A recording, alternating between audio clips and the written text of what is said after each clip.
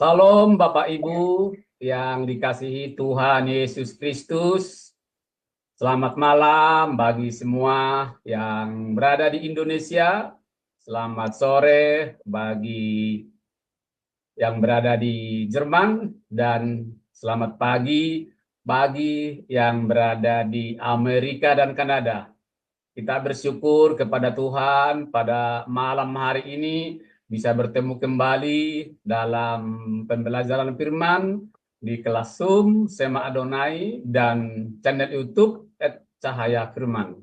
Bersama dengan pembicara kita, Bapak Pendeta Dr. Daniel Palungan. Dengan materi kita pada malam hari ini diambil dari eksposisi kitab Efesus. Yang diambil dari Efesus 1 ayat 1 sampai 14 dengan tema Tritunggal Penyelamat yang Sempurna. Sebelum memulai pelajaran firman, kita akan awali dengan doa terlebih dahulu. Mari kita berdoa Bapak Ibu. Bapa di surga, Bapak yang kami panggil di dalam nama Tuhan Yesus Kristus, terima kasih Tuhan pada malam hari ini. Kami bersyukur boleh kembali mengadakan pelajaran firman-Mu. Tuhan, pimpin saya sebagai moderator agar saya bisa menuntun pembelajaran firman-Mu ini dari awal pertengahan sampai selesai. Berdoa juga buat para operator yang bekerja di belakang layar, biarlah mereka bekerja dengan sukacita, tidak ada halangan, tidak ada hambatan. Berdoa juga buat peralatan yang kami pakai, kiranya Tuhan, apa yang kami pakai untuk pembelajaran firman-Mu pada malam hari ini, kiranya Tuhan tolong agar boleh berjalan dengan baik, tidak ada halangan Tuhan.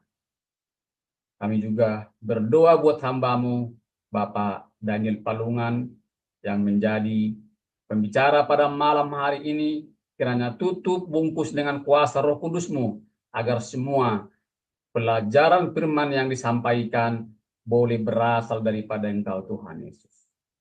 Terima kasih Tuhan, berdoa juga buat Sema Adonai dan channel YouTube Cahaya Firman, kiranya biarlah ini semua Tuhan menjadi alat atau corong untuk memberitakan firman-Mu agar banyak orang yang mengetahui dan mengerti akan kebenaran firman-Mu.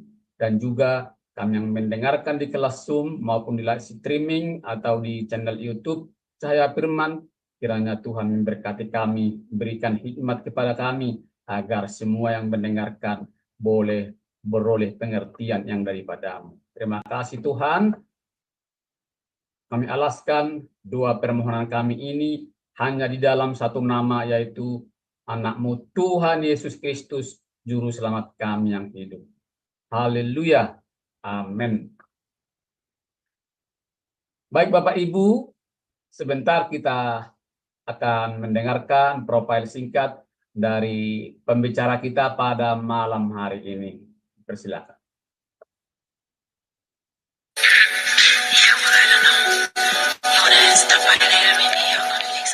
Salam semua, pada kesempatan yang berbahagia kali ini, Sema Adonai akan memperkenalkan pengajar kita, yakni Bapak Pendeta Daniel Palungan. Dan berikut adalah profil singkat dari beliau. Bapak Pendeta Daniel Palungan, MS MTH Demin, lahir di Tanah Toraja 10 Februari tahun 1960. Pendidikan Teologi, PGAK Seminari Bentel, Jakarta, mulai tahun 1981 hingga tahun 1984. FPTII Jakarta, Teologia, mulai dari tahun 1996 hingga tahun 2000. FPTII Jakarta, S2 Misiologi, dari mulai tahun 2000 hingga tahun 2002. FPT Antioquia, TCIST S2 Sistematik Teologi, dari mulai tahun 2001 hingga tahun 2003.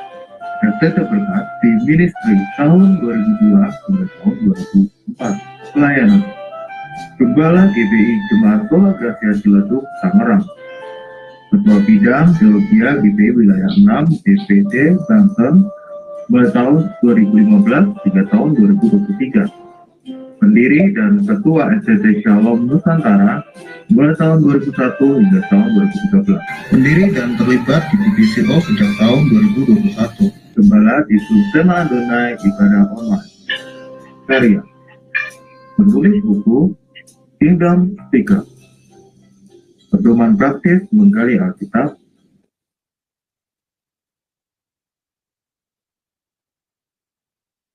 Itulah profil singkat dari pembicara kita pada malam hari ini. Baik Bapak Ibu, saya akan menyapa beliau. Salam, selamat malam Pak Daniel, apa kabar? Selamat malam Pak Sam, puji Tuhan dalam keadaan baik. Ya, puji Tuhan. Biar kita semua tetap dalam penyertaan Tuhan. Kiranya juga Pak Daniel selalu dalam penyertaan Tuhan di dalam setiap pekerjaan dan pelayanan Bapak. Dan sekarang waktu selanjutnya saya serahkan kepada Bapak untuk memaparkan materi dan tema kita pada malam hari ini. Saya persilakan Pak, terima kasih. Ya, terima kasih Pak Sam atas pembukaannya. Bapak Ibu, saudara-saudara yang terkasih dalam Tuhan, ini sesi baru dari pembelajaran kita di hari Jumat. Hari ini kita akan membahas tentang satu kitab karya tulis dari Rasul Paulus, yaitu kitab Efesus. Nah, saudara-saudara, ini adalah satu proses yang mutlak bagi semua orang percaya, bukan hanya bagi hamba-hamba Tuhan, tetapi juga bagi semua orang Kristen, karena satu tuntutan Alkitab adalah supaya orang Kristen itu bertumbuh dewasa di dalam pengenalan akan Allah, bertumbuh dewasa di dalam pemahaman akan kebenaran firman Tuhan. Allah mengutus nabi-nabi adalah dengan tujuan bukan saja untuk memberitakan firman, tetapi juga adalah untuk mengajar jemaat atau umat Tuhan supaya mereka dapat mengenal Allah dengan benar, mengerti kitab suci dengan benar, dan dengan itu mereka dapat memposisikan diri secara benar di hadapan Tuhan. Demikian juga dengan rasul-rasul. Allah memilih rasul-rasul, tujuannya sama, memberitakan Injil, mengajarkan firman, mendewasakan umat. Ya. Gembala-gembala, penginjil-penginjil, guru, 5 jawatan yang ditetapkan Tuhan di dalam gereja. Satu tujuan bersama adalah supaya melalui karunia jawatan ini, maka jemaat Tuhan itu didewasakan. Nah, karena itu maka perlu baik di gereja-gereja secara berseri ataupun juga di kursus-kursus Alkitab, itu membahas kitab-kitab itu secara sistematis, supaya jemaat bukan saja memiliki satu doktrin yang komprehensif, tetapi juga memahami kitab-kitab itu secara spesifik dibandingkan dengan kitab-kitab yang lain.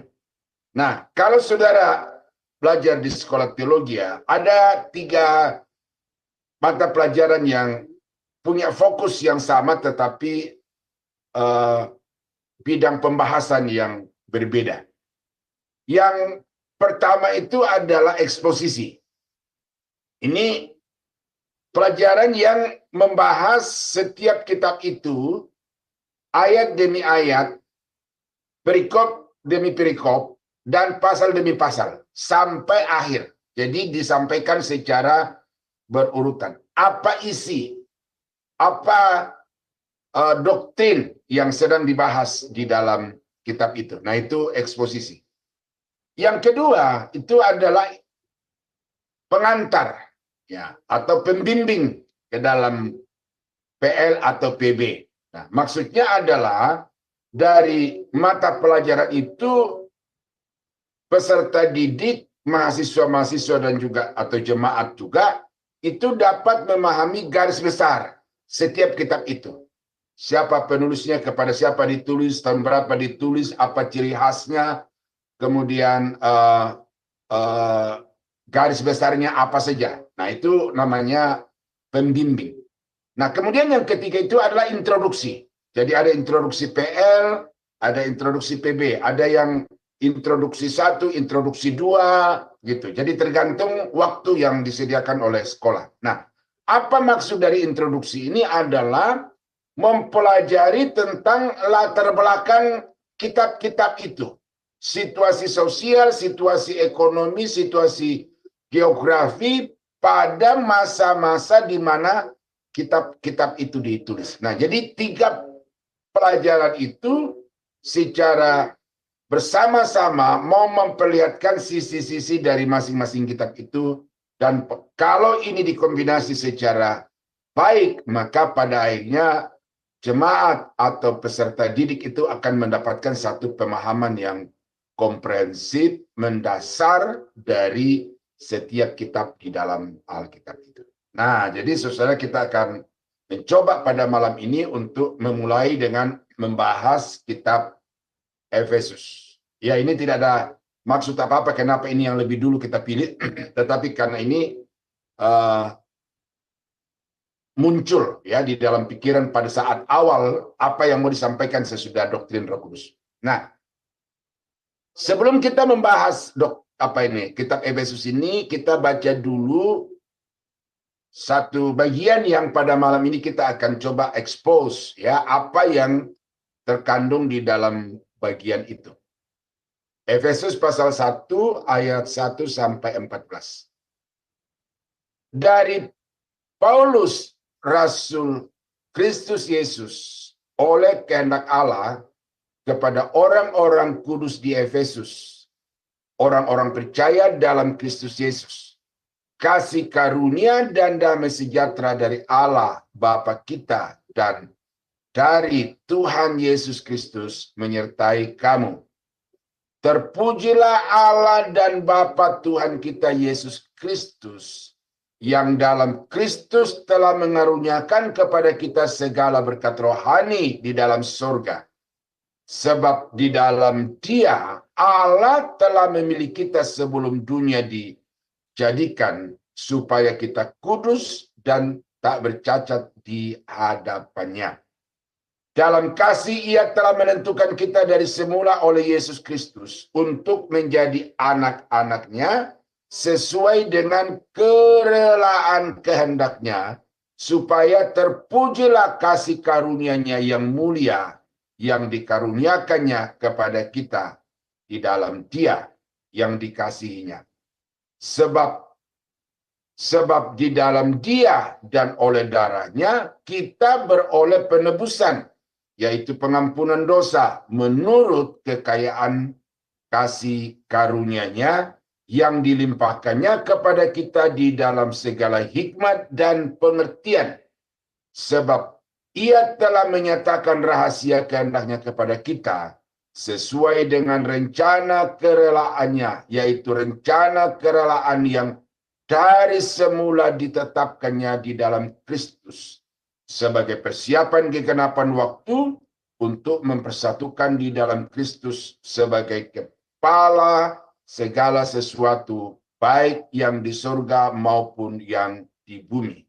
Aku katakan di dalam Kristus, karena di dalam Dialah kami mendapatkan bagian yang dijanjikan. Kami yang dari semula ditentukan untuk menerima bagian itu sesuai dengan maksud Allah yang di dalam segala sesuatu bekerja menurut keputusan kehendak-Nya, supaya kami yang sebelumnya telah menaruh harapan kepada Kristus boleh menjadi puji-pujian bagi kemuliaan-Nya. Di dalam Dia kamu juga, karena kamu telah mendengar firman kebenaran, yaitu Injil keselamatanmu, di dalam Dia kamu juga ketika kamu percaya dimeteraikan dengan Roh Kudus yang dijanjikannya itu. Dan Roh Kudus itu adalah jaminan bagian kita sampai kita memperoleh seluruhnya yaitu penebusan yang menjadikan kita milik Allah untuk memuji kemuliaannya. Nah, saudara-saudara, demikian pembacaan kita dari Efesus pasal 1 ayat 1 sampai 14. Nah, ini perlu untuk kita pahami, Bapak Ibu, ya. Jadi, sebelum kita masuk kepada pembahasan ayat per ayat, maka saya mau sampaikan tujuan yang mau kita capai melalui pembelajaran ini.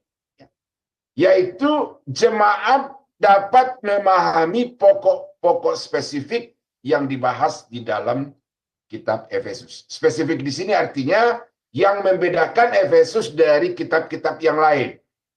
Bisa saja ada satu topik yang sama dibahas di kitab yang lain selain di Efesus, tetapi sudah pasti bahwa topik itu memiliki satu perbedaan-perbedaan, baik oleh karena ada penekanan-penekanan khusus maupun oleh karena ada pengembangan-pengembangan, baik yang ada di Efesus maupun yang ada di kitab-kitab yang lain. Nah, jadi dari pembelajaran eksposisi kitab Efesus ini, kita akan mencoba memahami hal-hal spesifik yang dibahas oleh Paulus di dalam kitab ini. Jemaat dapat memahami petunjuk kehidupan Kristen secara praktis. Jadi ini penting. Karena banyak pendeta-pendeta sekarang ini berpikir nggak perlu teologi-teologiaan. Ya. Ribet, jelimet.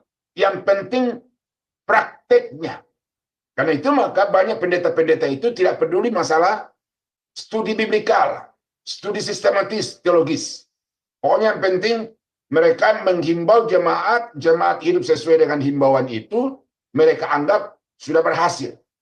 Padahal secara Alkitab saudara bahwa perilaku yang benar, karakter Kristen yang benar, itu pedomannya, standarnya adalah kitab suci, adalah teologia, adalah firman Allah. Jadi, mustahil untuk kita berbicara tentang karakter Kristen yang menyenangkan Tuhan kalau kita tidak mengerti ajaran Alkitab itu secara benar menyeluruh. Nah, ini banyak orang-orang Kristen yang ketipu. Ya, pendeta-pendeta berkhotbah tentang karakter building, tetapi landasannya adalah psikologi. Landasannya adalah pembangunan karakter menurut filsafat. Nah, ini yang kemudian memunculkan ada semacam gap antara teolog-teolog yang menggeluti dunia teologi itu dari dasar sampai kepada level tertentu, dengan pendeta-pendeta yang ujuk-ujuk jadi pendeta. Tidak melalui sekolah teologi, tetapi karena punya pengaruh kepemimpinan, kemudian punya fasilitas, kemudian punya keterampilan yang mumpuni, maka oleh gereja diteguhkan sebagai pendeta. Tetapi ajarannya adalah ajaran sekuler yang kadang-kadang dikasih bumbu ajaran Alkitab. Nah, karena itu maka mempelajari kitab-kitab suci itu tujuannya salah satunya adalah supaya kita mendapatkan satu petunjuk-petunjuk untuk dapat hidup sebagai orang Kristen dengan mempraktekkan kebenaran firman Allah. Nah, yang ketiga, ini secara langsung memberikan kepada para aktivis gereja untuk dapat mengemban tugas membawa renungan-renungan di dalam ibadah-ibadah kategorial, ibadah-ibadah sel, gitu ya. Dan karena itu maka hal-hal yang sukar, hal-hal yang tidak gampang dimengerti oleh jemaat-jemaat awam itu dengan memberikan pengajaran secara sistematis, ekspositoris dari kitab-kitab itu, maka mereka dilengkapi dengan pemahaman yang benar terhadap kitab suci. Jadi itu tujuan yang mendasar yang saya bisa kemukakan kepada Bapak Ibu di dalam kita mempelajari setiap kitab-kitab di dalam Alkitab. Metode yang akan kita pakai di dalam membahas kitab-kitab ini, khususnya pada malam ini permulaannya kitab Efesus, adalah dapat kita membahas bagian-bagian tertentu dianalisis secara eksegesis. Nah, ini dalam, ya. Jadi kita melakukan satu studi mendalam dengan melakukan eksegesa terhadap bagian-bagian tertentu yang suka dipahami, tetapi harus dipahami, dan kalau tidak dipahami secara benar, itu berdampak untuk membawa pertentangan bagi gereja-gereja atau bagi orang-orang percaya. Salah satu contohnya pada malam ini kita bicara tentang Tritunggal. Tidak semua pendeta, tidak semua gereja sepakat dengan paham Tritunggal. Nah, saya tidak peduli soal istilah Tritunggal, tetapi yang pasti di dalam Alkitab bahwa Bapa, Anak, dan Roh itu dijelaskan secara bertebaran dari Kejadian sampai Wahyu. Ya, jadi itu studi-studi eksegesi seperti itu kalau tidak dipahami secara benar akan berdampak kepada adanya pertentangan-pertentangan di dalam gereja Tuhan. Yang kedua, membahas satu bagian dengan melihatnya dari topik-topik tertentu. Jadi bisa saja oleh karena sudah dipelajari lebih dahulu secara pribadi, maka kemudian memberikan topik. Bisa saja seperti itu. Tetapi topik yang dibahas hanya berdasarkan bagian Alkitab yang terpilih itu. Seperti malam ini kita membahas hanya dari Efesus pasal 1 sampai kepada Efesus pasal 1 ayat 1 sampai 14. Kita tidak akan membangun pemikiran di luar itu. Kita akan bahas topik apa dan bagaimana topik itu diuraikan oleh penulis. Nah, dapat juga dengan membahas ayat demi ayat atau pola commentary. Ya, saya dulu punya buku yang sangat bagus, itu Adam Clark itu menulis buku yang berjudul Commentary on the Bible. Dia bahas setiap ayat dalam Alkitab itu dari Kejadian pasal 1 ayat 1 sampai Wahyu pasal 20 terakhir lah, pasal terakhir ayat yang terakhir itu. Nah, tapi dipinjam oleh murid saya, tidak dikembalikan sampai dia mati. Jadi membahas ayat demi ayat, ayat 1 bicara apa, ayat 2 bicara apa, ayat 3 bicara apa. Nah, di dalam menerapkan metode terhadap kitab Efesus ini tidak salah satu yang paten dari awal sampai akhir. Bisa saja bergeser ketiga-tiganya, bertukaran ketiga-tiganya, ya. Nah, ayat yang pertama. Dari Paulus, Rasul Kristus Yesus, oleh kehendak Allah kepada orang-orang kudus di Efesus, orang-orang percaya dalam Kristus Yesus, kasih karunia dan damai sejahtera dari Allah Bapa kita dan dari Tuhan Yesus Kristus menyertai kamu. Nah, ini tidak perlu dieksegesa di sini, cukup dieksposisi.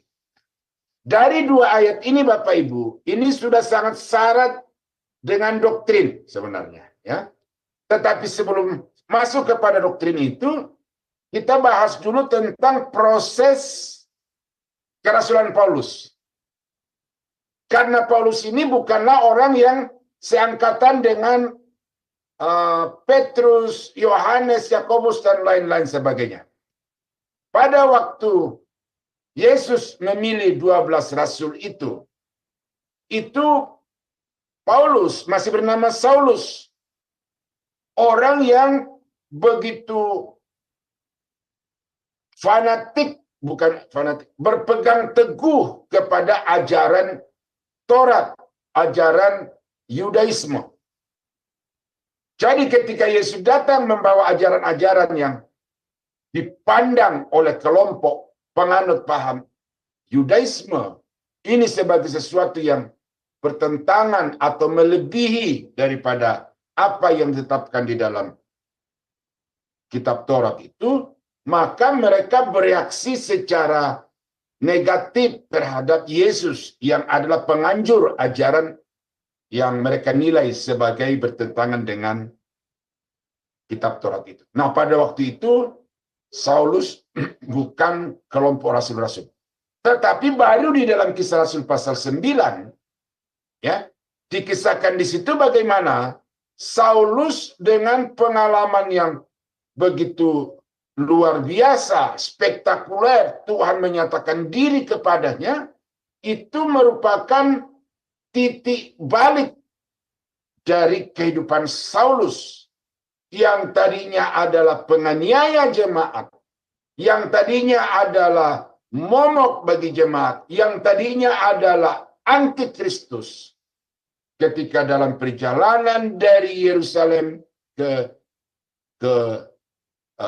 luar kota itu untuk menangkap orang-orang yang berbakti kepada Tuhan itu, di tengah jalan dia ditangkap oleh Yesus secara ajaib. Maka pada saat itu semua konsep hidup Yudaismenya itu diterangi oleh Roh Kudus, sehingga dia sama sekali tidak meninggalkan hukum Taurat, tetapi memahami hukum Taurat itu secara benar, bahwa sesungguhnya inti daripada hukum Taurat itu tidak lain tidak bukan adalah Mesias Yesus Kristus yang adalah Tuhan dan Juru Selamat.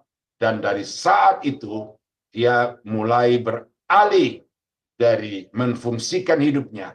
Tadi dia membela hukum Taurat, tadi dia membela agama Yahudi secara habis-habisan.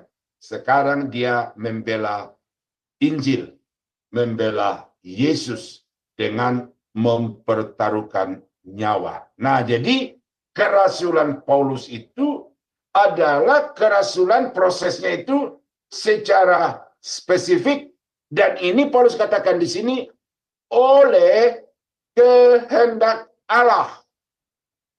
Jadi betul-betul dia alami di dalam hidupnya bahwa bukan karena maunya dia. Dia sama sekali tidak pernah berpikir itu. Dia bagaikan kutub utara dan kutub selatan terhadap panggilan itu untuk menjadi seorang murid Kristus. Tetapi karena Allah berdaulat, Allah berkehendak, maka apapun yang Tuhan mau bagi Paulus itu harus dilaksanakan oleh Paulus. Dan karena itu maka dia tekankan di sini. Saya menjadi rasul bukan karena mau saya, tetapi saya menjadi rasul itu adalah sepenuhnya, ya, semata-mata karena kehendak dari Tuhan. Nah, lalu suratnya ini dia tulis kepada jemaat orang kudus di Efesus. Nah, Efesus itu adalah salah satu kota metropolitan pada zaman Kekaisaran Romawi. Bahkan dikatakan Efesus ini adalah kota terbesar kedua sesudah kota Roma. Dan ini di luar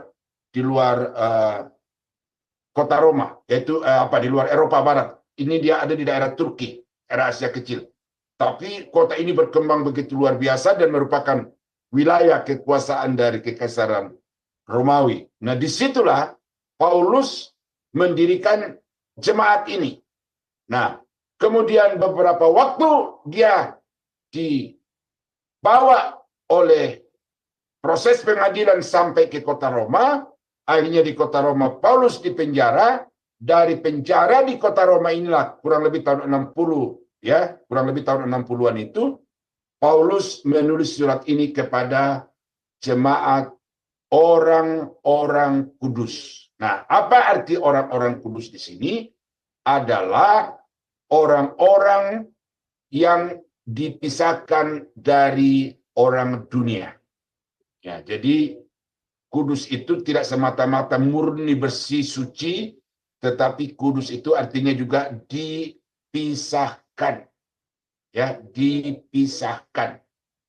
Tidak lagi memiliki konsep berpikir, tidak lagi memiliki gaya hidup yang sama dengan orang-orang dunia, tetapi mereka sudah memiliki satu konsep dan gaya hidup yang berbeda, oleh karena landasan hidup mereka sekarang adalah iman kepada Yesus Kristus dan pedomannya adalah kitab suci. Nah, itu arti kudus di situ. Dipisahkan. Yang kedua adalah diasingkan bagi Kristus. Jadi satu sisi dia ditarik dari dunia, lalu tidak berhenti sampai di situ. Sesudah jemaat itu ditarik dari dunia, mereka kemudian diasingkan, diasingkan bagi Kristus, dikhususkan bagi Kristus. Itulah salah satu pengertian daripada dikuduskan itu. Jadi kalau kita berkata bahwa saya ini orang kudus, ya bukan berarti semata-mata dalam arti tanpa dosa, tetapi artinya bahwa saudara itu adalah orang yang sudah diasingkan dari dunia dan orang yang sudah dikhususkan bagi Allah. Nah, ini konsekuensinya atau implikasinya adalah saudara harus membuktikan, menunjukkan di dalam kehidupan saudara itu bukti-bukti pengudusan itu. Jadi bukan hanya pakaiannya, tampak luarnya yang berbeda dari kafir menjadi Kristen, dari penyembah berhala menjadi penyembah Allah yang benar, tetapi bukti-bukti yang internal, yang dari dalam itu harus nampak. Cara berpikir, cara berkata-kata, dan cara berperilaku. Itulah orang-orang kudus. Dan itu ada di dalam jemaat di Efesus. Nah, yang ketiga pengertian daripada kudus itu adalah dimurnikan. Mereka adalah orang-orang yang telah dimurnikan dari dosa oleh karena cara Yesus Kristus. Karena penebusan darah Yesus atau karena permandian darah Yesus Kristus. Sehingga dosa-dosa yang mereka warisi dari nenek moyang atau dosa-dosa yang mereka perbuat dari lahir sampai kepada detik di mana mereka menerima Yesus, itu semuanya dibersihkan, dijadikan putih seperti salju, dijadikan putih seperti bulu domba. Nah, jadi mereka sudah berada yang di dalam satu status yang satu level kekudusan yang namanya positional sanctification. Nah, jadi itu alamat ya jemaat orang-orang kudus, dan kemudian di frasa berikutnya yaitu orang-orang yang percaya kepada Yesus Kristus. Nah, itu ayat 1.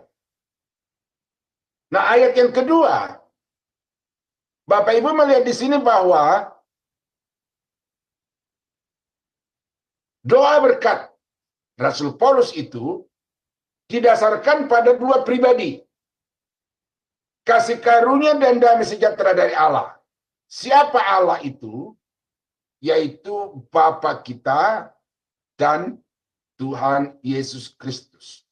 Nah, artinya di sini Bapak Ibu, Paulus sedang memperkenalkan kepada jemaat atau sedang memaparkan kepada jemaat kesetaraan antara Bapa dengan Yesus. Bahwa kedua-duanya itu adalah Allah, sama-sama Allah. Apa arti Allah? Allah itu artinya yang disembah. Yang satu-satunya yang disembah.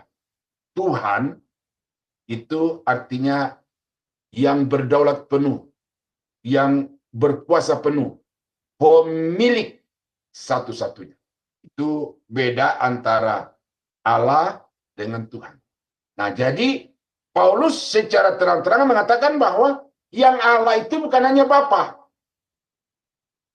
Yang Allah bukan hanya Bapa. Tetapi Yesus adalah Allah. Jadi yang disembah itu bukan hanya Bapa, tetapi Yesus juga layak untuk disembah. Sama seperti menyembah kepada Bapa. Nah, ini sangat-sangat prinsip Bapak Ibu. Ya, pernyataan Paulus ini sangat prinsip. Bahwa sebagaimana Bapa itu layak disembah, demikian juga Yesus itu. Karena kedua-duanya sama-sama Allah yang setara, sehakikat. Nah, yang kedua letak kesetaraannya adalah sama-sama merupakan sumber damai sejahtera. Bapa merupakan sumber damai sejahtera, Yesus merupakan sumber damai sejahtera. Karena kedua-duanya merupakan sumber, berarti kedua-duanya itu setara. Ini teologi ya, saudara, yang sangat prinsip untuk Bapak Ibu ketahui. Karena apa? Sekarang ini, dari dulu sampai sekarang ini, kalau saudara baca konsili-konsili gereja-gereja awal itu banyak topik-topik yang dibahas. Dan salah satu yang menjadi topik yang hangat itu adalah ketuhanan Yesus Kristus. Salah satu yang dibahas juga adalah kemanusiaan dan kealahan dalam satu pribadi yang sama dari Yesus Kristus. Dari dulu. Dan salah satu yang mengatakan bahwa Yesus itu lebih rendah daripada Bapa adalah Bapak gereja yang berasal dari gereja Koptik Mesir yang namanya Arius. Arius ini pengajarannya kemudian diadopsi oleh Saksi Yehova. Bahwa Bapa lebih tinggi daripada anak, anak lebih tinggi daripada Roh Kudus. Bercincang jadinya.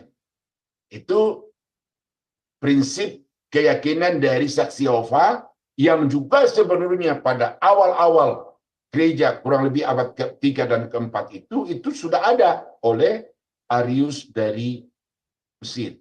Kemudian sekarang nyata lagi di Indonesia.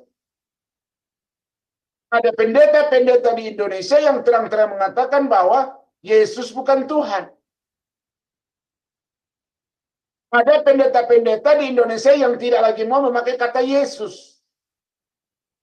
Menggantinya dengan Yeshua Amasya.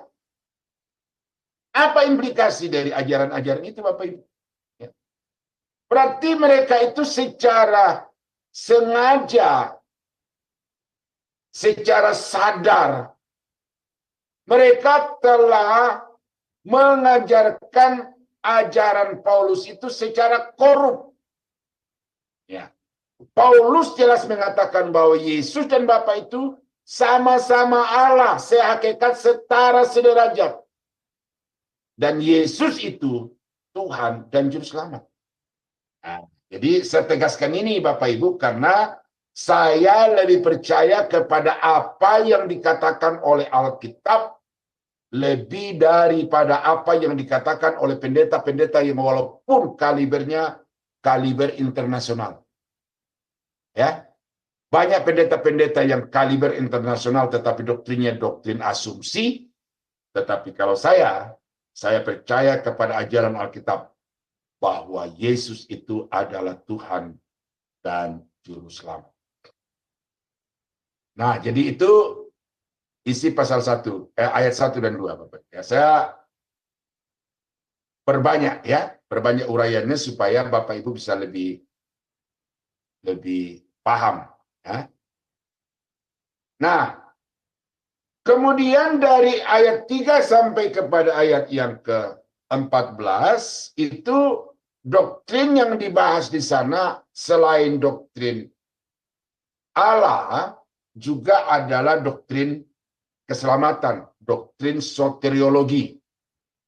Teologi proper dan soteriologi itu dibahas secara bersama-sama oleh Paulus di dalam ayat yang ketiga sampai dengan ayat yang ke-14. Nah, karena itu ini pendekatan tematik, pendekatan topik. Ya, langsung kepada karya Tritunggal di dalam keselamatan atau Tritunggal penyelamat yang sempurna.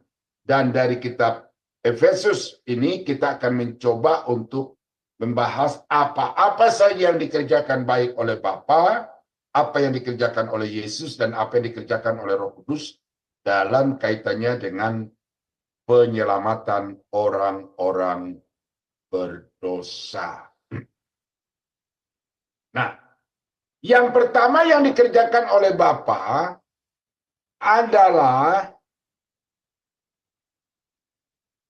mengaruniakan segala berkat di surga.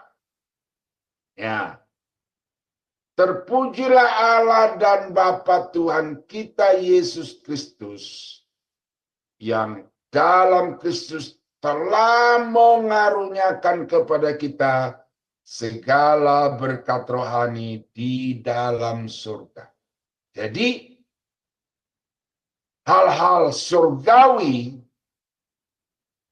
berbicara mengenai kuasa, berbicara mengenai hidup kekal, berbicara mengenai hubungan yang abadi bersama-sama dengan Bapa, itu semuanya adalah karena karunia. Itu penegasan Alkitab. Ya, penegasan Rasul Paulus. Bahwa kalau seseorang dapat menjadi pewaris kerajaan Allah, mendapat jaminan untuk memiliki hidup yang kekal selama-lamanya, itu semata-mata hanya karena Allah yang mengaruniakan itu kepada orang-orang berdosa. Ini sudah nampak ya, dan kita akan membahas ini saudara dari pasal 1, pasal 2, bagaimana Paulus menegaskan betapa kasih karunia itu sebagai satu-satunya yang membuat manusia itu hidup berkenan kepada Allah. Di sini secara implisit, ya, secara implisit, karena nanti di pasal 2 baru secara eksplisit itu, bahwa bukan karena perbuatan, bukan karena pencapaian atau prestasi, tetapi semata-mata karena Bapa itu berkemurahan, makanya dia mengaruniakan. Mengaruniakan itu tidak sama dengan upah. Di Indonesia zaman Soeharto saya masih suka mengikuti itu setiap tanggal 17 itu diundang tokoh-tokoh masyarakat atau pencapai-pencapai prestasi di dalam masyarakat dari berbagai tempat di Indonesia, juga bahkan dari desa-desa. Maka disebut sebagai penganugerahan Kalpataru. Ya, jadi orang-orang yang melakukan sesuatu yang berdampak besar bagi lingkungannya itu diundang, lalu disebut sebagai penganugerahan. Nah, itu. Tetapi sebenarnya itu bukan penganugerahan. Kenapa? Karena orang-orang yang diundang ke istana adalah orang-orang yang berbuat sesuatu, mencapai sesuatu, dan capaian mereka itu berdampak besar bagi lingkungan, bagi masyarakat di daerah mereka. Nah, itu lebih tepatnya harusnya adalah penghargaan atau balas jasa. Tetapi yang namanya karunia itu adalah satu pemberian kepada orang yang tidak pantas untuk menerima pemberian. Itulah saudara dan saya. Bahwa sebagai manusia yang telah mewarisi dosa dari Adam dan Hawa, kita ini alamat satu-satunya adalah penghukuman yang kekal. Penghukuman yang kekal. Kematian yang kekal di dalam neraka selama-lamanya. Jadi tidak ada sesuatu yang membuat Allah itu bisa berbelas kasih, yang membuat Allah bisa menaruh perhatian, karena semata-mata hidup kita adalah dosa. Nah, karena kita tidak layak itulah, maka disebut sebagai karunia. Nah, ini Bapak Ibu ya, karunia. Jadi jangan sampai ada yang secara sengaja menghilangkan konsep kasih karunia dari keselamatan hanya oleh karena dia beranggapan bahwa manusia diselamatkan oleh perbuatan baik. Ya, ini saya bisa saja mencari ayat-ayat pendukung dari berbagai kitab dalam Alkitab, Bapak Ibu, tetapi itu tidak terlalu harus. Ya, ini kita hanya membahas apa yang sedang dibahas oleh Paulus di dalam kitab Efesus. Dan salah satu di sini adalah mengaruniakan. Nah, siapa yang mengaruniakan itu adalah Bapa. Nah, yang kedua, apa yang dilakukan Bapa di dalam proses menyelamatkan orang-orang berdosa adalah memilih. Memilih. Jadi Allah dari sejak semula, saya bacakan dulu ayat 4-nya ya. Sebab di dalam Dia Allah telah memilih kita sebelum dunia dijadikan, supaya kita kudus dan tak bercacat di hadapannya. Di dalam Kristus, Bapa telah memilih kita sebelum dunia dijadikan. Inilah yang kemudian menjadi dasar adanya doktrin yang namanya doktrin predestinasi, Bapak Ibu ya.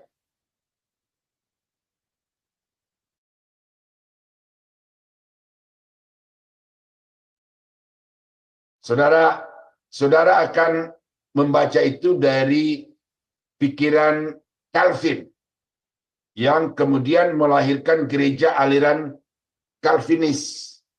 Ya. Bahwa Allah dari sejak semula itu sudah menentukan keadaan akhir dari manusia itu. Manusia itu pasif, manusia itu tidak punya hak bebas karena dari sejak sebelum dunia dijadikan Tuhan sudah menentukan siapa yang selamat, siapa yang tidak selamat. Makanya disebut sebagai predestinasi. Pre itu sebelum, destinasi itu tujuan. Jadi sebelumnya Allah sudah menentukan tujuan akhir dari manusia. Tetapi saudara, ini harus dipikir ulang. Ya. Bahwa dasarnya Allah memilih si A dan menolak si B, itu bukan karena kesewenang-wenangan. Bukan karena kesewenang-wenangan. Bukan karena kedaulatan yang ada pada diri Allah, lalu dengan kedaulatan itu, dia kemudian semaunya menunjuk A masuk surga, menunjuk B masuk neraka. Bukan itu. Ya. Tetapi ada karakter Allah yang lain yang menjadi dasar untuk bisa menentukan si A masuk surga, si B masuk neraka, yang disebut di dalam ayat yang ke-8. Yang dilimpahkannya kepada kita di dalam segala hikmah dan pengertian. Jadi, Allah yang kita sembah adalah Allah yang maha bijaksana. Allah yang maha tahu. Dan itu ada banyak contoh-contoh di dalam Alkitab. Paulus berkata, selagi aku di dalam kandungan, Bapa telah memilih aku. Allah telah memilih aku. Jadi, perjalanan hidup Paulus dari lahir sampai dia ditangkap dalam perjalanan dari Yerusalem ke Damsyik itu hanyalah satu proses sejarah. Tetapi sebenarnya Paulus itu sudah ditetapkan, sudah diketahui oleh Allah selagi dia masih di dalam kandungan ibu. Tetapi itu jarak dekat. Ya, itu jarak dekat. Mungkin antara 0 sampai 30-40 tahun lah. Ya, karena usia bayi dalam kandungan itu katakanlah setahun, 9 bulan ya, sebulan, setahun dibulatkan. Kemudian usia Paulus ini saya lupa, belum cari kapan, usia berapa Paulus dipanggil oleh Tuhan itu. Tetapi masih lumayan muda, ya, setengah bayar, ya. Jadi itu jangka pendek. Tetapi kemahatauan Tuhan itu tidak terbatas di dalam kurun waktu abad milenium. Tidak sebatas itu. Tetapi kemahatauan Tuhan itu dari kekal sampai kekal. Jadi berdasarkan kemahatauan itulah saudara-saudara, dia tahu si A bakal percaya kepada Yesus, si B bakal menolak Yesus. Jadi karena itu dari awal dia sudah membuat satu pemisah antara orang-orang yang akan menerima Yesus dan orang-orang yang menolak Yesus.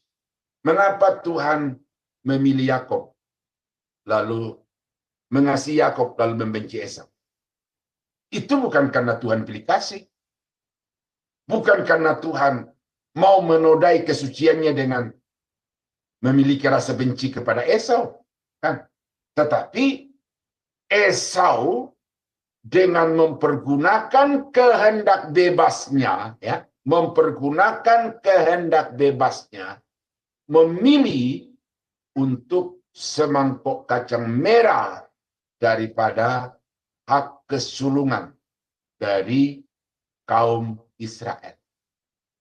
Nah, jadi manusia tidak pasif. Manusia tidak ditakdirkan. Tetapi manusia tetap punya kehendak bebas, free will, yang tidak bisa diintervensi oleh Allah. Ya, ini tidak bisa diintervensi oleh Allah. Kebebasan. Nah, tetapi Tuhan tahu Esau bakal menolak hak kesulungan, tetapi Yakob akan memperjuangkan itu. Dan karena itu dikatakan bahwa Allah memilih Yakob tetapi menolak Esau. Nah, jadi saudara, pilihan Allah itu bukan kesewenang-wenangan. Bukan karena kedaulatan yang penuh, tetapi pemilihan Allah itu didasarkan pada kemahatauan Tuhan. Nah, ini ada memunculkan satu argumentasi di sini. Kalau begitu, untuk apa menginjil? Kan Tuhan sudah tahu si A, si B. Penginjilan tidak mempengaruhi.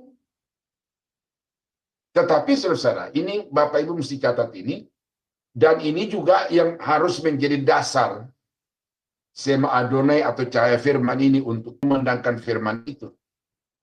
Ya, bahwa penginjilan itu tidak boleh berhenti hanya karena argumentasi Allah sudah memilih si A dan menolak si B. Karena kalau kita baca di dalam ayat yang ke-13 dari Efesus pasal 1,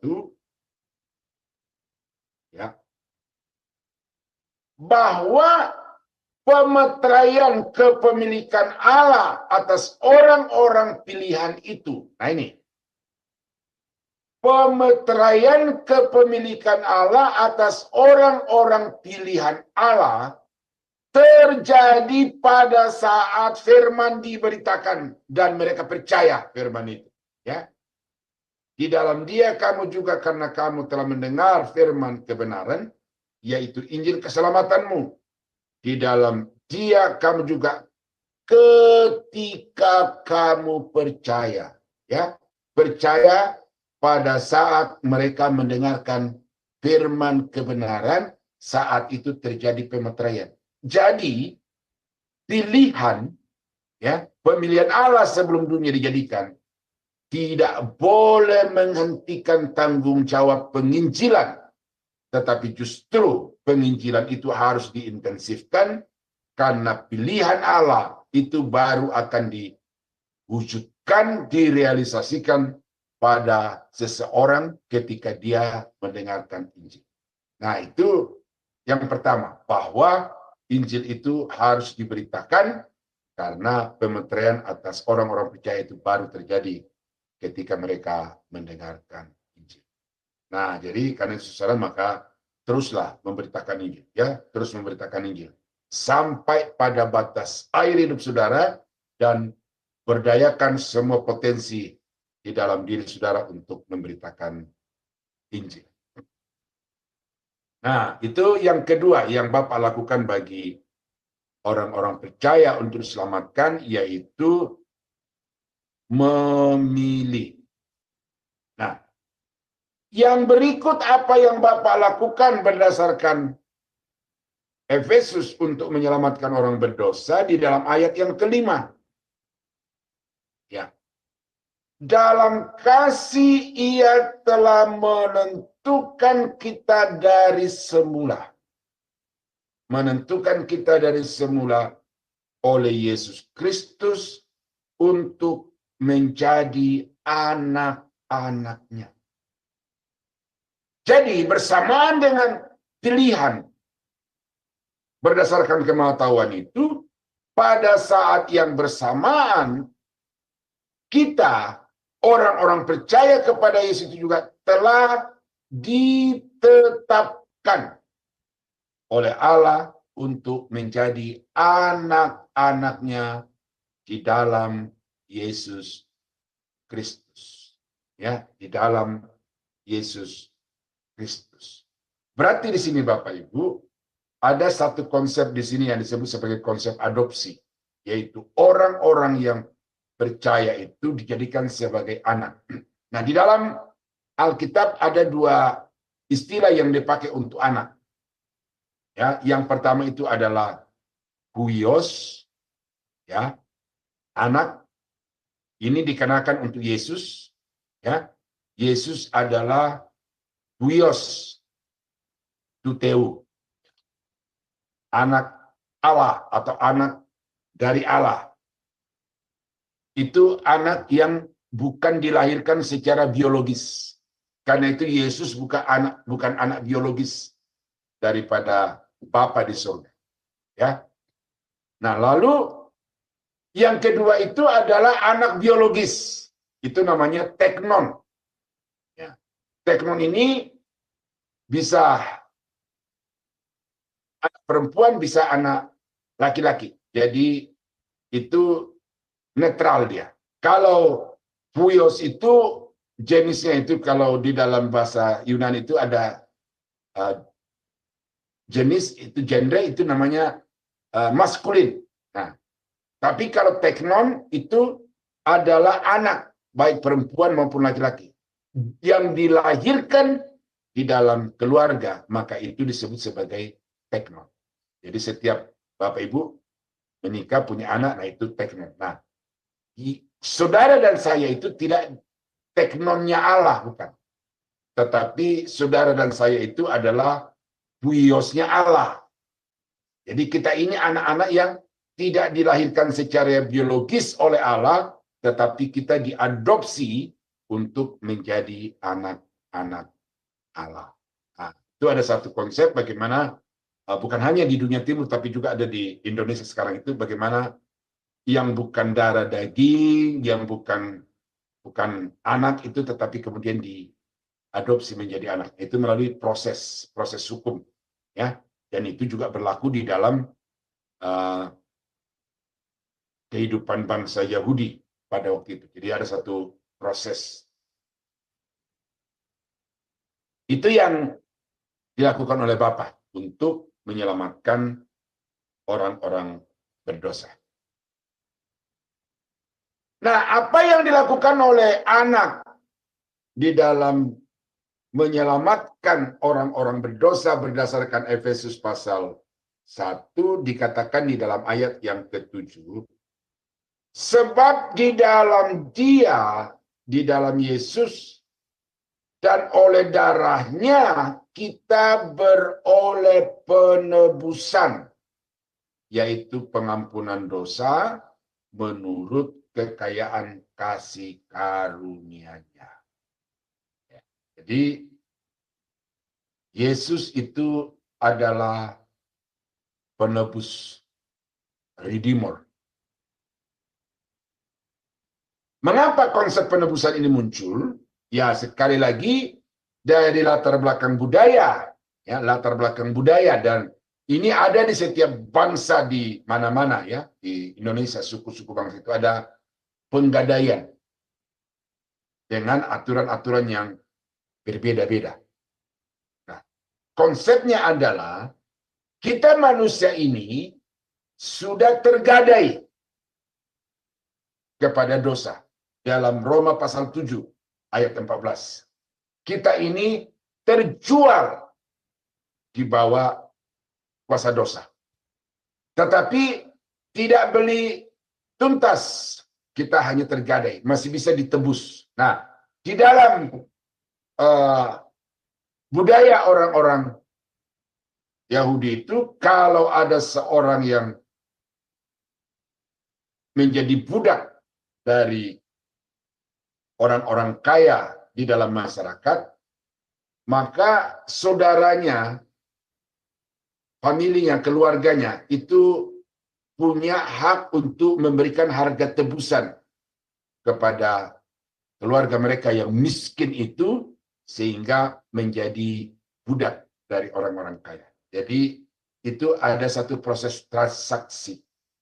Jadi orang yang sudah terjual, dijadikan budak, itu bisa diambil kembali dengan membayar harga tertentu sesuai dengan kesepakatan. Nah, konsep inilah saudara yang diadopsi atau diambil oleh Tuhan sebagai satu jalan untuk menjelaskan kepada manusia bagaimana mereka itu dapat diselamatkan. Bahwa untuk kembali kepada Allah, bebas dari dosa, tidak bisa tidak harus ada harga penebusan. Karena upah dosa ialah maut, itu harga yang tidak bisa tidak. Dan itu sudah menjadi ketetapan Allah sejak awal, bahwa orang-orang yang berdosa itu wajib untuk menanggung penghukuman yang kekal selama-lamanya. Upah dosa ialah maut. Upah dosa ialah maut. Nah, karena itu supaya manusia yang terjual, tergadai di bawah kuasa dosa itu bisa dimerdekakan, maka harus ada proses transaksi. Dan proses transaksi itu dikerjakan oleh Yesus secara sempurna dalam kematiannya di atas kayu salib. Ya, saya ketemu secara tidak sengaja channelnya Donditan. Dia sedang mendoktrinasi orang-orang Kristen yang tidak punya pengetahuan Alkitab. Lalu dia berkata begini, kan Tuhan itu pengampun, pengasih, pemaaf. Kan kalau dia mau manusia berdosa itu kembali kepada Allah, cukup pengampunan. Tidak perlu harus Yesus mati di atas kayu salib. Ini penjelasannya Donditan ini logis, masuk akal. Lalu ketika itu disampaikan kepada orang-orang Kristen yang bodoh-bodoh, mereka mangkuk-mangkuk, melongo. Oh, ini ternyata ini kebenaran. Dengan itu mereka mulai terpengaruh untuk meninggalkan konsep-konsep Alkitab. Tetapi saudara-saudara, yang tidak boleh Bapak Ibu lupakan adalah bahwa sudah menjadi ketetapan Allah sejak semula. Orang-orang berdosa hanya dapat diterima kembali oleh Tuhan kalau ada harga penebusan. Karena itu di dalam Roma pasal 7 itu, Paulus berkata, aku manusia celaka. Aku manusia celaka. Dia telah mentaati hukum Taurat itu semaksimal-maksimalnya, sesempurna-sempurnanya. Tetapi Paulus berkata, semakin aku bergiat untuk melakukan dan mentaati hukum Taurat itu, semakin kudapati hal-hal buruk yang terjadi di dalam hidupku. Yang aku suka aku tidak lakukan, tetapi yang aku tidak suka justru itu yang aku lakukan. siapakah yang akan melepaskan aku dari tubuh maut ini? Lalu kemudian di ayat yang ke-25 kalau tidak salah, syukur kepada Allah oleh Yesus Kristus. Nah, jadi saudara-saudara kekasih dalam Tuhan, Yesus Kristus itu penyelamat. Karena Dia yang membayar lunas, tuntas harga penebusan saudara dari hukuman dosa itu. Nah, ini satu hal yang mungkin agak dalam Bapak Ibu perlu pikirkan di sini. Tapi ini kebenaran yang mutlak saudara pahami. Kepada siapa harga penebusan itu dibayar? Ya.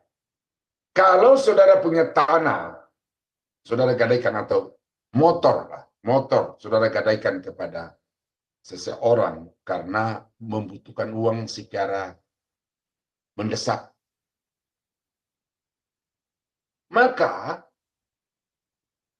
harga penebusannya nanti itu diberikan kepada orang yang telah mengambil motor Bapak Ibu itu. Logikanya, logika paralelnya gitu. Karena iblis sudah menggadai apa? Kita sudah dibeli gadai oleh iblis, maka secara logika harga penebusan itu bagi iblis. Jadi korban Yesus di atas kayu salib adalah bagi iblis. Tetapi tidak begitu konsep teologisnya.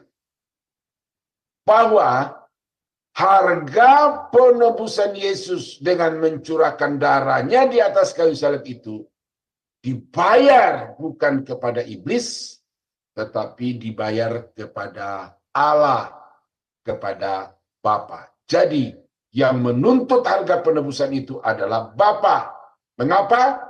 Karena ketika manusia berbuat dosa, maka Bapa itu dalam tanda petik dirugikan.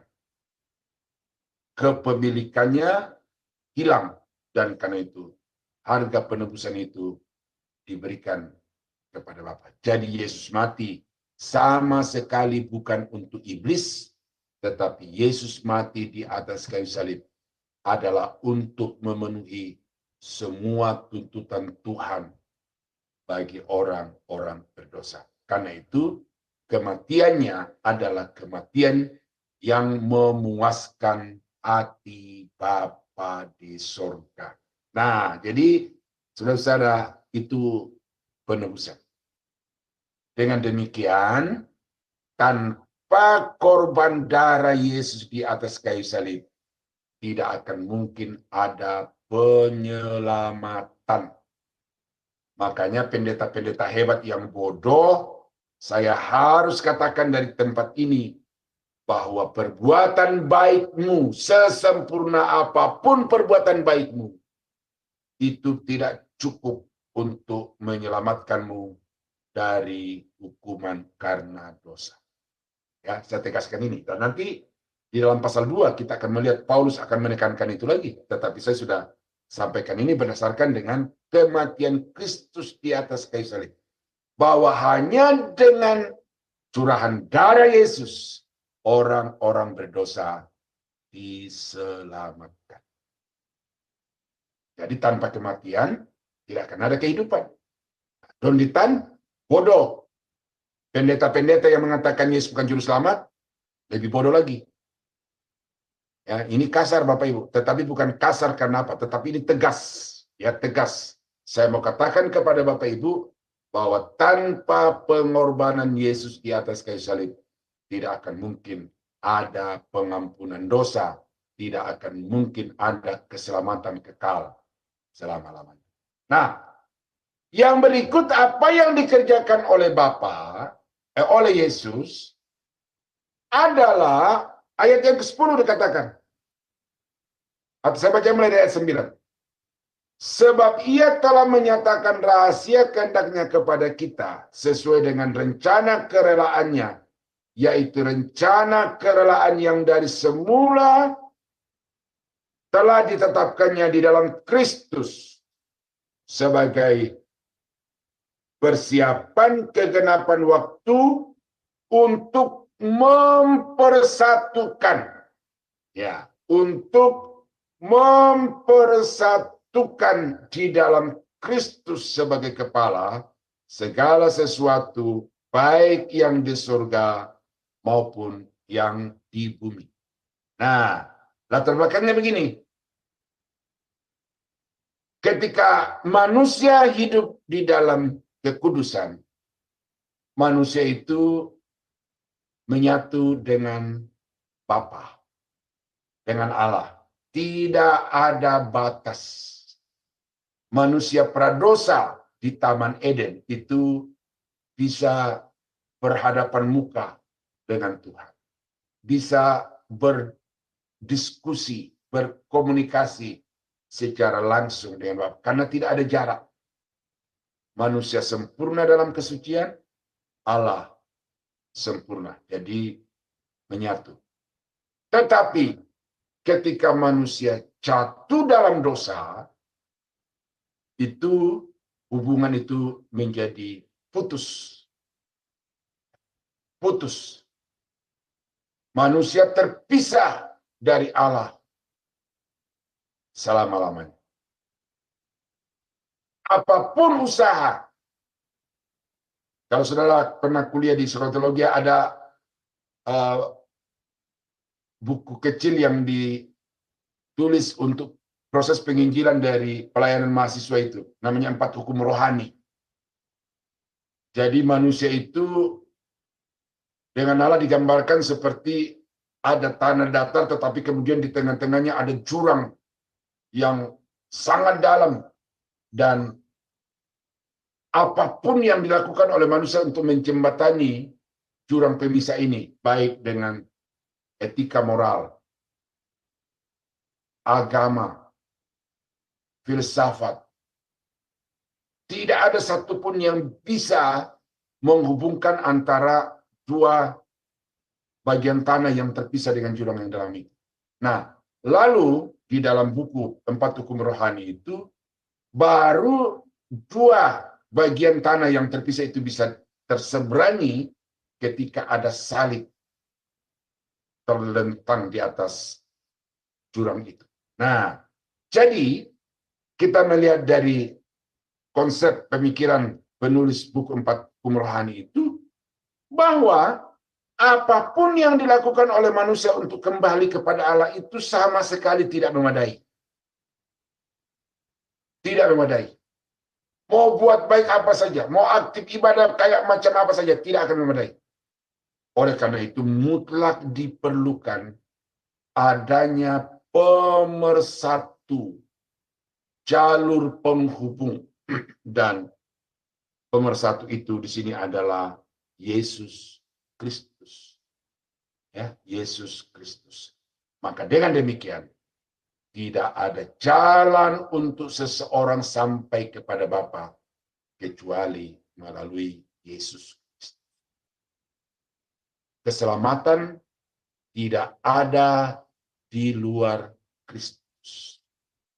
Di bawah kolong langit ini tidak ada nama yang dikaruniakan kepada manusia yang di dalamnya ada keselamatan atau olehnya kita diselamatkan kecuali dalam nama Yesus. Yesus berkata, akulah jalan dan kebenaran dan hidup. Tidak ada seorang pun yang sampai kepada Bapa kecuali melalui Dia. Nah, jadi penyengkalan tentang Yesus sebagai juru selamat itu berarti penyingkaran terhadap dua bagian ayat Alkitab itu. Dan orang yang mengatakan Yesus bukan juru selamat, dia harus menyelesaikan dua ayat ini sebaik-baiknya. Kalau dia tidak mampu untuk menyelesaikan dua ayat ini untuk mendukung dia punya pandangan, berarti pandangannya itu adalah pandangan asumsi yang tidak layak untuk dipertahankan.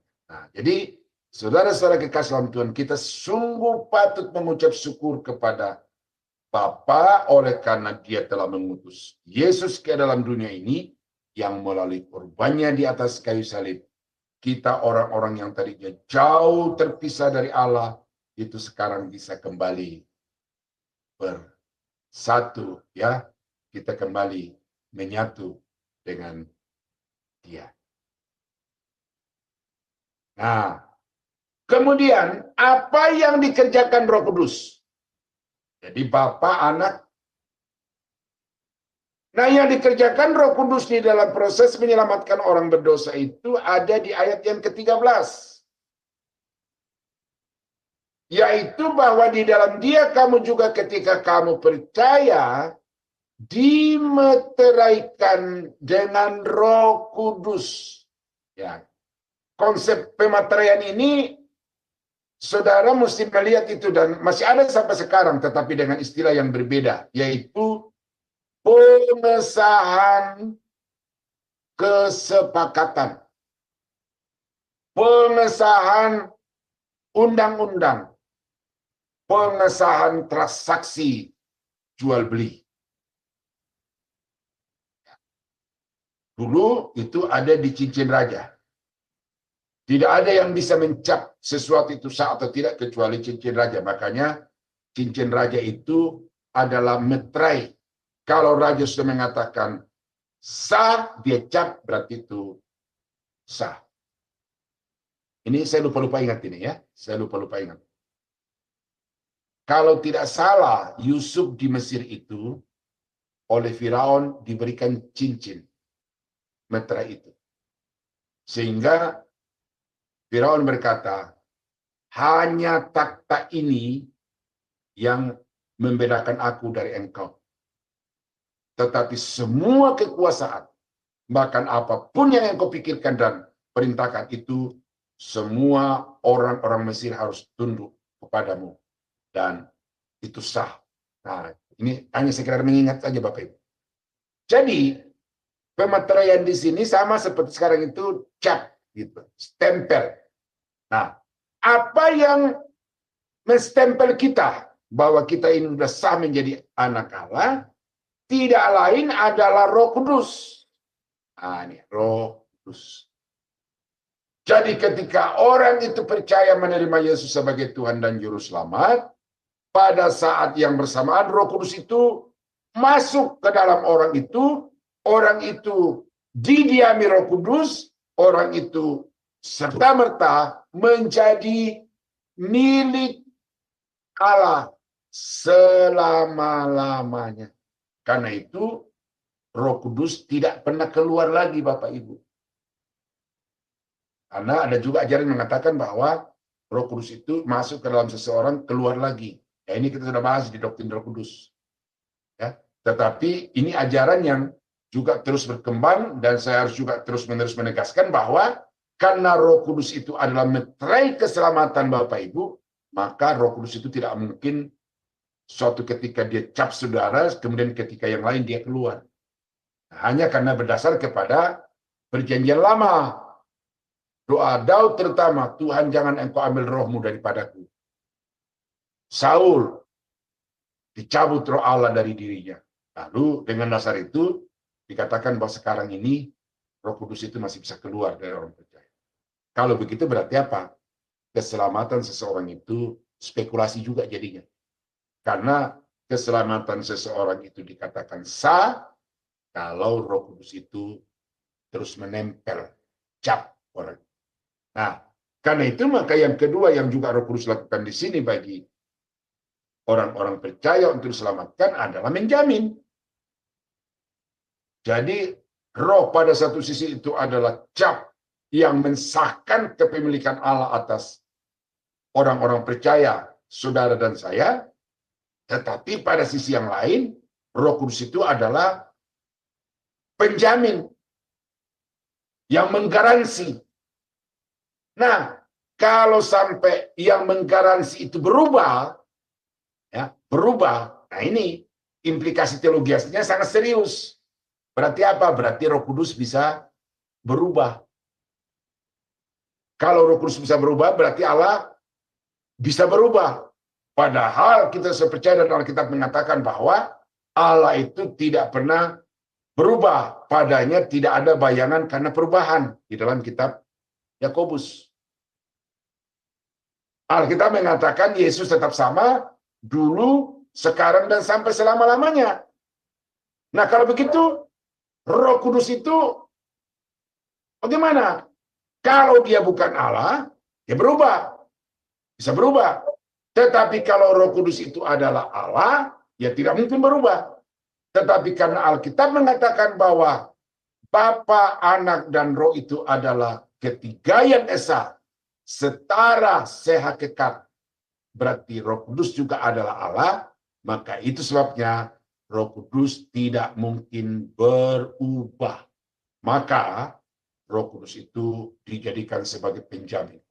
Sehingga siapa yang sudah dijaminkan oleh Roh Kudus, orang itu tidak akan mungkin lepas lagi dari kepemilikan Allah. Nah, jadi itu dua hal yang dikerjakan oleh Roh Kudus menurut Efesus pasal 1 ayat 13 dan ayat 14. Nah, Bapak Ibu dari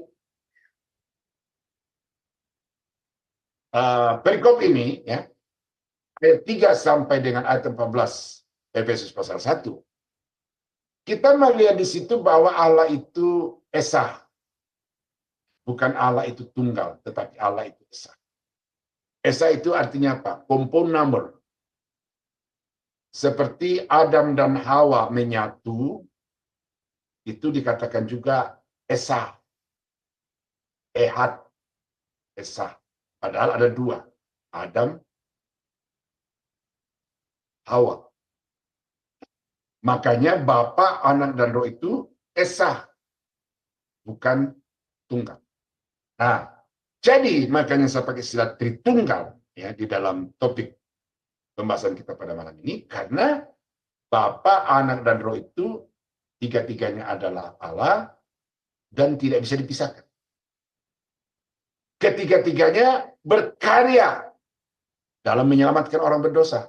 Bapa menyelamatkan, Anak menyelamatkan, dan Roh Kudus menyelamatkan. Berarti Yesus, bukan hanya Yesus yang penyelamat, tetapi Bapa juga adalah penyelamat, Roh Kudus juga adalah penyelamat.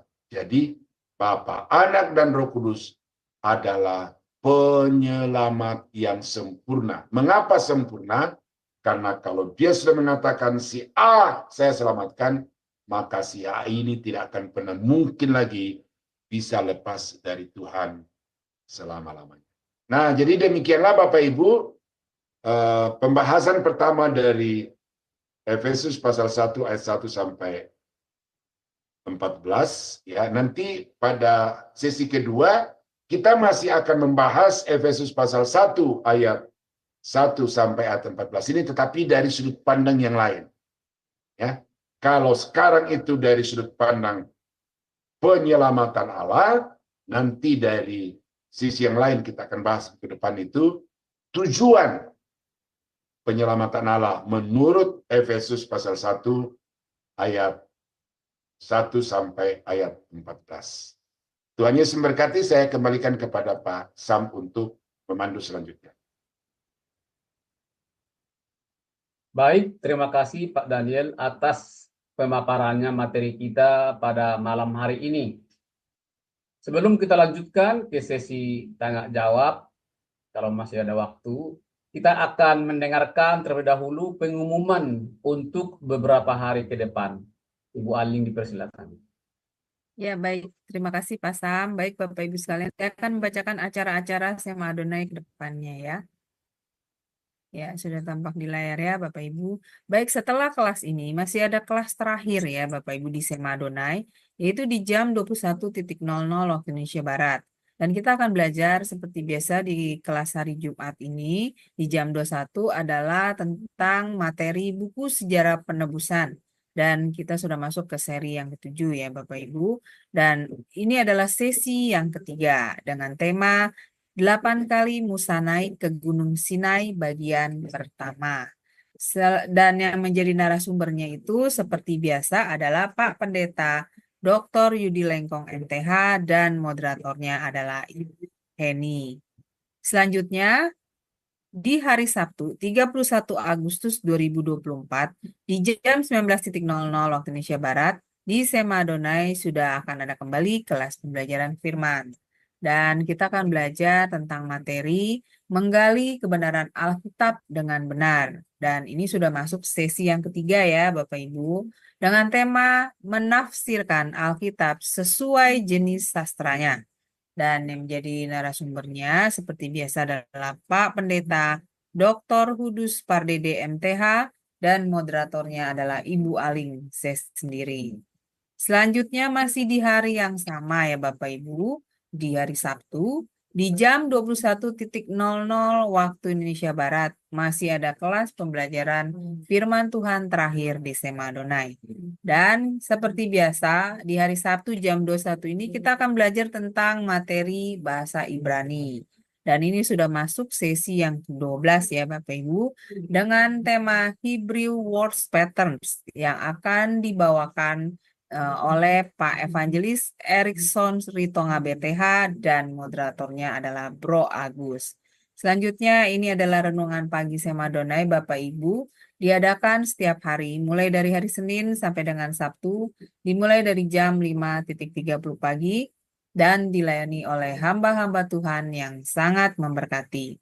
Jadi Bapak Ibu sekalian, untuk renungan pagi Sema Adonai, kemudian renungan pagi dari Bapak Gembala kami sendiri, yaitu Pak Pendeta Daniel Palungan yang diadakan setiap hari Jumat 1 kali dalam seminggu, dan juga ibadah online Sema Adonai, hanya Bapak Ibu dapat ikuti lewat channel C Firman. Jadi ketiga program Sema Adonai tersebut tidak di-live-kan di channel-channel lain ya Bapak Ibu.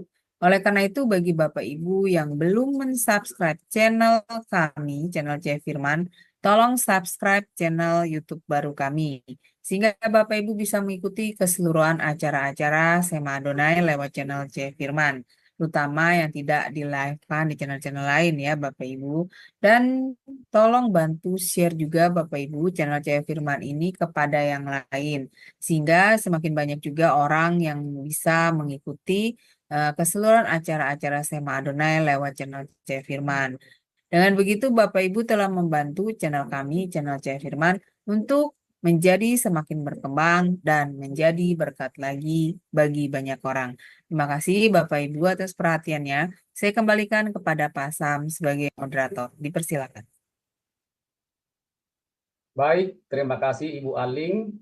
Itulah kegiatan di Zoom Sema Adonai dan di channel YouTube Cahaya Firman untuk beberapa hari ke depan. Baik, mungkin masih ada, saya kasih kesempatan untuk bertanya, mungkin satu orang. Yang mau bertanya silakan raise hand terlebih dahulu, maka operator kami akan membuka mute-nya. Ya, dipersilakan Ibu Ingrid Sri Wulandari. Selamat malam Pak Sam.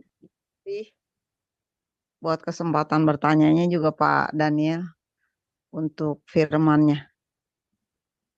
Saya ingin tanya Pak, mungkin saya kurang paham kali ya. Tadi kan bahwa seorang itu dimaterai itu adalah sebagai tanda kepemilikan dari Tuhan.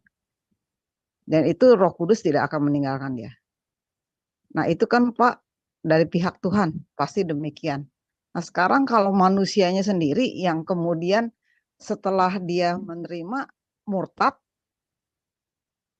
materainya hilang dong Pak, nggak selama-lamanya nempel lagi kan, itu istilahnya kan Pak, dia yang meninggalkan. Apakah cap itu tetap nempel begitu Pak? Itu yang saya mau tahu gitu loh Pak.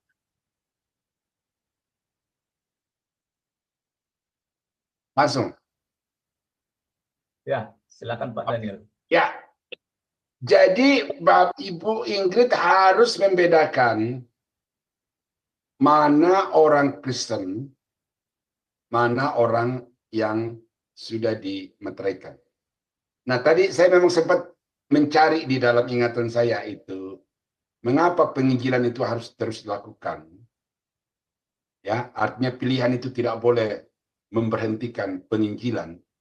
Karena kita tidak tahu siapa yang sudah dimeteraikan, siapa yang belum. Apakah udah pasti orang Manado itu dimeteraikan? Lalu, apakah kalau kemudian ada orang Manado pindah agama karena mengikuti pasangan atau karena tergoda jabatan, lalu materainya hilang? Jadi, yang mengetahui seseorang telah dimateraikan itu Allah. Jadi, pendeta tidak tahu, jemaat tidak tahu. Tetapi yang pasti, bahwa kalau si orang itu sudah sungguh-sungguh telah mengalami Allah di dalam hidupnya, maka tidak akan mungkin orang itu kemudian meninggalkan Tuhan, meninggalkan keselamatan itu. Ya, jadi begini, Allah itu maha kuasa, ya, Roh itu maha kuasa. Jadi kalau dia sudah meteraikan si A, ya, si A ini ada di dalam pengawasan, ada di dalam perlindungan pemeliharaan Roh Kudus, sehingga tidak akan mungkin orang itu lepas dari keselamatan yang sudah dianugerahkan Allah kepadanya. Nah, jadi seseorang selamat itu kita nggak tahu. Ya. Orang Toraja, orang Poso, orang Ambon, orang Batak, secara agama Kristen. Tetapi apakah mereka sudah dimateraikan? Kita nggak tahu. Saya nggak tahu. Nah, oleh karena itu maka saya harus terus-menerus mengobarkan Injil kepada suku-suku Kristen di Indonesia ini, supaya mereka pada satu titik mereka percaya Injil itu saat itu dimateraikan. Nah, kalau Tuhan yang sudah memateraikan, mereka itu ada di dalam pemeliharaan Tuhan. Itu di dalam Yohanes, ya, di dalam Yohanes pasal 10 saya baca. Mudah-mudahan enggak lupa ya.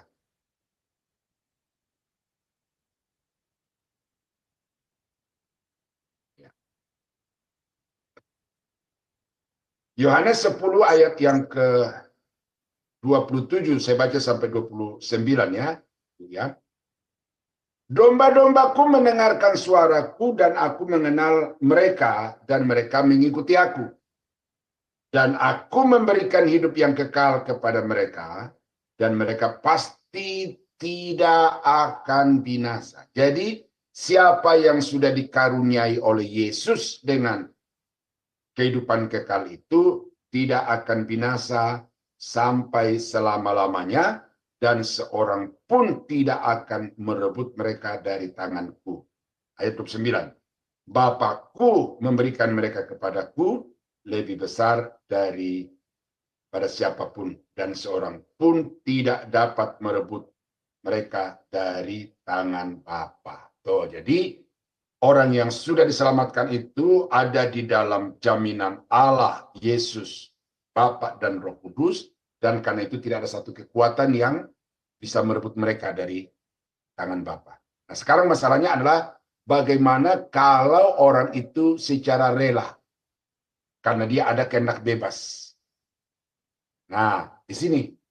Jadi orang yang sudah diselamatkan dan sudah dimeteraikan oleh Roh Kudus itu, pasti dia akan mempergunakan kehendak bebasnya untuk taat kepada Allah dan bukan untuk memberontak kepada Tuhan. Kalau manusia pertama mempergunakan kehendak bebasnya untuk tidak taat kepada Tuhan, maka orang-orang yang sudah diselamatkan oleh Tuhan karena anugerah Allah dan pematerian Roh Kudus itu akan mempergunakan kehendak bebasnya hanya untuk memuji, menyembah, mengagungkan atau taat kepada Tuhan. Nah, jadi itu jaminan Alkitab. Tetapi siapa orangnya? Nah, ini Bu ya, ini siapa orangnya itu kita tidak tahu. Itu hanya Bapa yang tahu, ya. Yang menjadi tugas tanggung jawab kita adalah beritakan Injil, semangati orang-orang yang percaya supaya tetap berkobar-kobar di dalam imannya kepada Tuhan. Soal mereka diselamatkan atau tidak diselamatkan, itu urusan Tuhan bagi mereka. Ya, jadi saya kira itu jawaban saya, Bu Ingrid. Mungkin agak melayang, ngambang gitu, tetapi saya ini sudah tegas berdasarkan Alkitab bahwa kalau seseorang itu sudah dimateraikan oleh Roh Kudus, dia adalah perlindungan Tuhan, dan kebebasannya itu dipakai untuk semata-mata tunduk dan taat kepada Tuhan. Itu Pak Sam, Tuhan berkati. Ya, terima kasih Ibu Ingrid atas partisipasinya. Terima kasih juga Bapak Ibu yang ada di Zoom maupun yang ada di channel YouTube Cahaya Firman. Kalau nanti ada yang kurang jelas, kita masih ada lagi pertemuan minggu depan di materi Efesus dengan tema yang berbeda. Jadi di channel Cahaya Firman inilah pelajaran yang betul-betul secara teologis. Karena dari sini saya juga tahu, atau sebagian kita tahu, dari tema tadi itu kita mungkin, atau saya berpikir Tritunggal penyelamat yang sempurna. Tetapi setelah dieksposisi secara teologis, baru kita tahu Tritunggal itu berkarya yang sudah dijelaskan, sudah dipaparkan tadi sama Bapak Daniel. Karya Bapa dalam keselamatan itu karya Allah, ada 3 poin. Karya anak Yesus dalam keselamatan ada 2 poin, dan karya roh dalam keselamatan itu ada 2 poin. Itu nanti bisa ditonton ulang di channel YouTube @Cahaya Firman. Dan kalau masih ada pertanyaan seperti saya bilang tadi, bisa disiapkan untuk minggu depan kita akan bertemu kembali. Terima kasih Pak Daniel dari semua tadi yang sudah dipaparkan. Tadi sudah sangat jelas, tapi kalau masih ada tambahan, bisa ditambahkan sebagai closing statement dan ditutup dengan doa. Dipersilakan, Pak.